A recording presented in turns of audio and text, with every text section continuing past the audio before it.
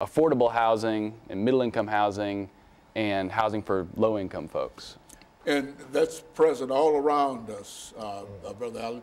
Now, what are we doing in reference to Well, you know, it's amazing how government officials have always valued land more than people. And like you said, it's happening everywhere. The gentrification, the low-income areas being taken to cover for the wealthy areas of town. But for me, I'm not in that category because I stay in a tent. And some people might see me here on this TV show and say, well, you don't look homeless. And I ask them, what does homeless look like? So it's many people out here like me that don't have a way of getting into what they call affordable housing, but we can get into low-income housing. It's a difference, a big difference. And we have a facility here called the Metro Development Housing Authority. And I know what Metro means and I know what agency means, but development, I want to know what that word means. That's development of the city. But we have a large volume of people that are in the poverty category. I'm below poverty because I don't even have a roof over my head. There's many of us in this city that do not have a roof. So we want to make this a win-win situation for everyone to have community benefits. Mm-hmm. It should be a way where I can have a house. I mean, we just passed a bill where they're getting ready to have a $250 million soccer stadium. We don't even have a soccer team. Mm-hmm. My life is worth more than $250 million to me and my brothers and sisters. We just had a homeless memorial December the 16th. We had 118 people that passed on the street. And since December the 20th, we've had 10 people to die of hypothermia. That's a serious problem. We have a great commercial on TV right now that said, don't you forget about me. And it's like, this city is forgetting about us and it's an it city. You know, it doesn't make any sense whatsoever for you not to be my brother or them to be my brother or my sister. Mm-hmm. We have to make a change, the policy. They tell us that this is gonna benefit everyone, this transit, but we need housing first. Mm-hmm. And as I said, I'm from Nashville. We have pipes up under this street in this city that are over 100 years old. That's a major problem that needs to be fixed. And go on, Austin. Well, I was just going to mention on what Howard was saying, we're part of a coalition called the PATH Coalition, the People's Alliance for Transit, Housing, and Employment. And the big thing that we're pushing for is we're saying if the city is going to invest almost what turns out now to be almost $9 billion in a light rail system in public transit, there's about to spend $225 million on a soccer stadium. We spent $623 million on a convention center. If we're going to invest that kind of money in that sort of development that's primarily drawing on tourists and higher income folks, we need to invest more in the things that our communities really need, like housing, like infrastructure. And so we're pushing the very specific asset we have is we want Mayor Berry's administration in the city to put a dedicated funding source for affordable housing, and we need a minimum of $775 million for low-income and affordable housing between now and 2025. And so in a real sense, there's a charge that has already been laid against the city in terms of what should be done and what could be done in reference to that. Now, and you've got a coalition that has been established in order to bring this about. And what the two of you are trying to do is to advertise in a real sense to make people aware of the kind of situation that you're involved in. And I would say that in a real sense, Mr. Allen, not many people are familiar with the information that you and Austin are talking to us about this morning, that people don't recognize how severe this is as a challenge. Is that what we're saying? Yeah, very much so. And we're here as educators to educate the community. Don't hate the messenger, hate the message, because we all have, this is a we thing, and everybody, this transit is going to affect everybody. And housing is the most essential thing you must have in order to be able to survive anywhere on this earth.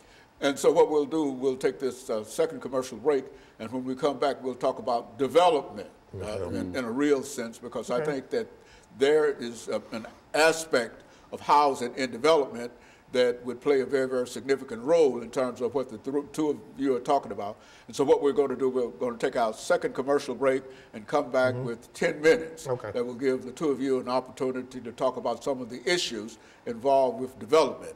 And we'll be back with our audience following this very, very short commercial break.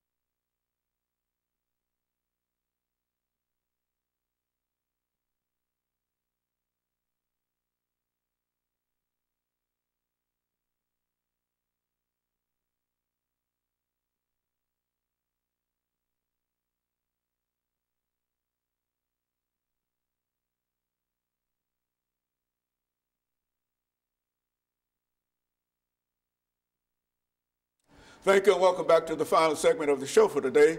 We're talking to Austin Allen and Howard Allen and Austin Salbrow in reference to affordable housing in Nashville and some of the issues that are associated with the housing population. And let's look at, Austin, the issue of development, because I think we've indicated that development is important. Allen has also indicated how important development is. But let's talk about development and how development might be an impediment in terms of keeping affordable housing from Nashville. Absolutely. So I think a big thing to think about is, let me take a step back. Nobody's against growth or development in and of itself. We all recognize that our city always needs to change, and it always will be changing. No one's saying that the city shouldn't be changing. But I think the big thing for us at Homes for All, and then as the PATH Coalition that we're pushing for, is to say, where is our public money, our tax dollars, what are we supporting with those tax dollars? And I think what we've seen a long trend in Nashville of the public money going to incentivize hotel development, going to incentivize convention centers. We put multiple millions of dollars into a water park out in Opry Mills that the public won't even have access to. Yet, in the midst of that, we're in a housing crisis where literally we have people that are being forced into homelessness, and folks that are, if they're living in a home, they're paying far too much and are having to sacrifice on their groceries and their transportation, or we're having folks that are having to move out of the county. And the folks that are paying for this, the folks that are really suffering from that side of development is our working class. It's our people, the people that are really making the city run. The construction workers, the nurses, the firemen, the fast food workers, the hotel workers, the people that literally make this city run are the ones that are getting pushed out by the way our city is developing. And so what we're really imploring people to do is to call our city officials, call your councilman, call the mayor's office, and say, if we're going to invest millions upon millions of dollars in hotels, if we're going to invest $9 billion in a light rail transportation system, we need to be investing serious money in housing. We need to be making sure we're keeping our Metro General Hospital open, the city's only public hospital. We need to keep that open.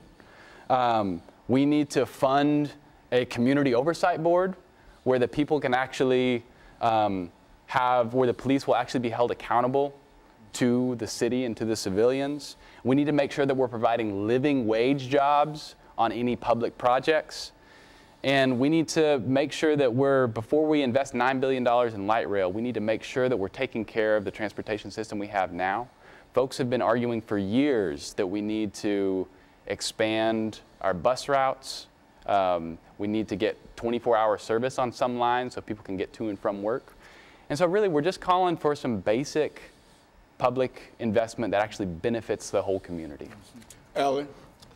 Well, I agree with everything Austin said, but what I think we need to do is have a Freedom of Information Act so we know where that money's coming from and know where it's going to be spent. And also, like I said, I'm born and reared here. I'm history. We need to reserve some of that history. I don't want to be displaced by a transit system. If you look at what's happening in Oakland, California right now, they're doing already what they're trying to do here. And it shows gentrification, displacement. It's always a hypocrisy when someone says this policy is going to benefit everyone when actually they're misspeaking words. They're fooling you instead of talking to you like you're intelligent because it's hurting the poor people. And it's not about, it need to do the moral thing. It's not about being liberal or conservative. It's about doing the right thing. The complete right thing.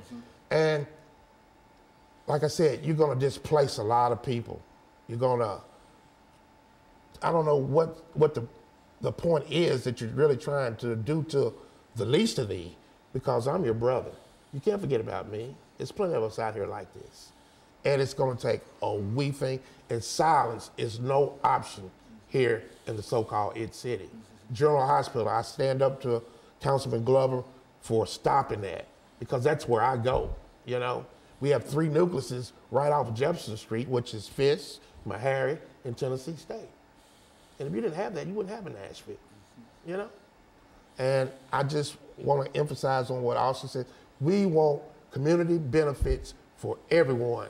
When you write the check, let us get a piece of it too. Well, now, all of these large structures, these high rises, et cetera, is it possible to perhaps create a situation where they might be able to be, well, not necessarily, well, I guess taxed, so that they might be able to accommodate, you know, with some of the issues that we are talking about here today. I mean, as they go up, you know, there ought to be, now, what is about the Metropolitan Development Commission and et cetera? Is there any kind of leverage that you can have? Because that's what you have to have. Everything goes through MDHA. When they have to build these condos, these office buildings, it has to be okay through them. And like I said, that's the development of the city. It's not the development for the person like me. You know, it's just, the policy needs to be changed. Well, should, even though you might say it's for the development of the city, could not some of the money that is used in the development of the cities be used for affordable housing in order to help the homeless and et cetera, or to help the working class? Well, not necessarily those that are homeless, but... We have a Barnes Housing Trust Fund that's been set up with $10 million and $25 million bond. Our past two mayors gave the $10 million to the Nashville Zoo, and that's for the developer. I'm not seeing it.